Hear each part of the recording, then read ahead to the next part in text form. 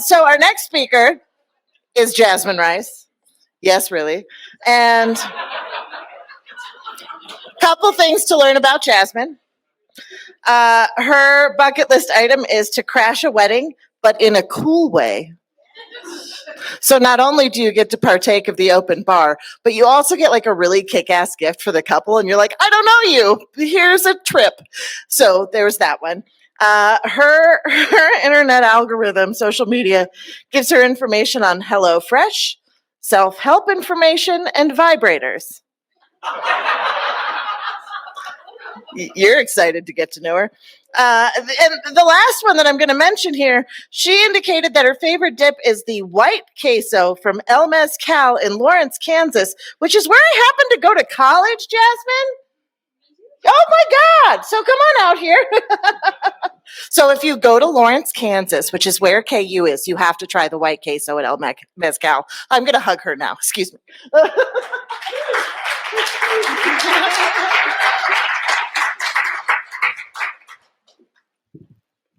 So when people ask me if my name is really Jasmine Rice, I want to respond sarcastically and say, no, I just had a driver's license created with a fake name on it to mess with you. But yes, my name is really Jasmine Rice. And when I was navigating challenging times in my life, I decided I did not just want to be a delicious side dish. I wanted to be the main ingredient in my life recipe.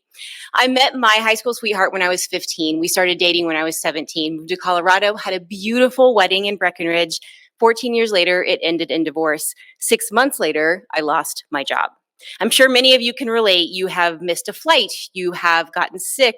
You've broken down your car. You've had a breakup. You've lost your job. Maybe you've been divorced. Shit happens in life. And when shit happens, it's necessary that you go through the grieving process. So the grieving process, wallowing in self-pity, denial, breaking things around the house, anger, wondering what you could have done differently, bargaining, not leaving bed under any circumstances, depression, and then finally realizing that you're going to be okay, acceptance. So my grieving process included Googling the shit out of how to get over a divorce and then reading every self-help book I could on what I should do. And I was getting frustrated because one self-help book would tell me to do another thing, and this self-help book would tell me to do something else. And I was getting so frustrated on what to do. And then I had an aha moment, not that I'm proud of it, drinking too much wine one night, took a bath, passed out, woke up choking, and I realized this is not the life I want. I need to figure out how to create my own life recipe, what was going to work for me.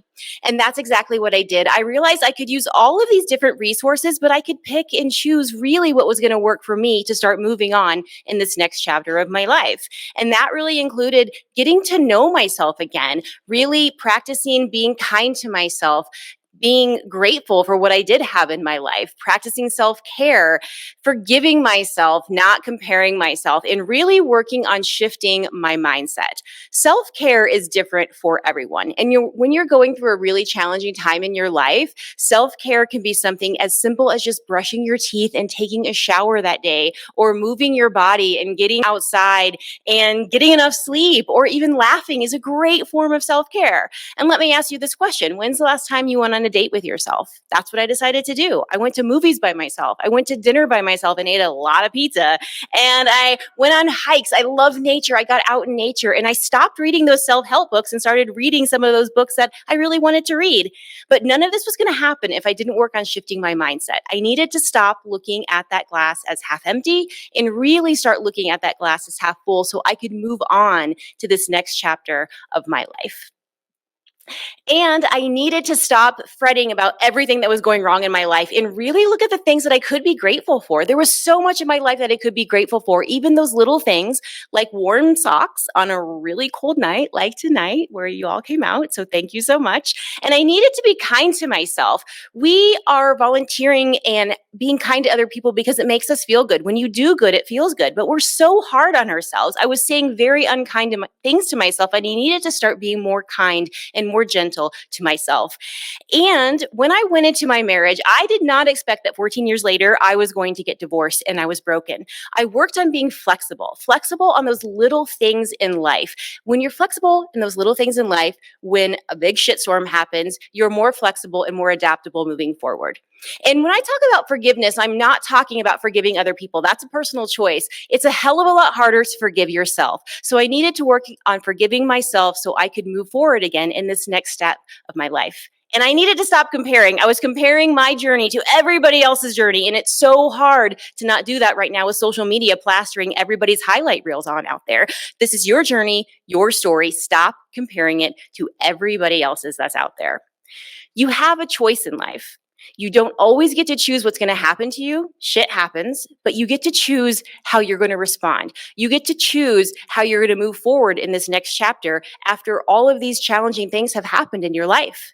When you see this picture right here, you see a bowl of Brussels sprouts, which I happen to hate. I'm sorry, I do.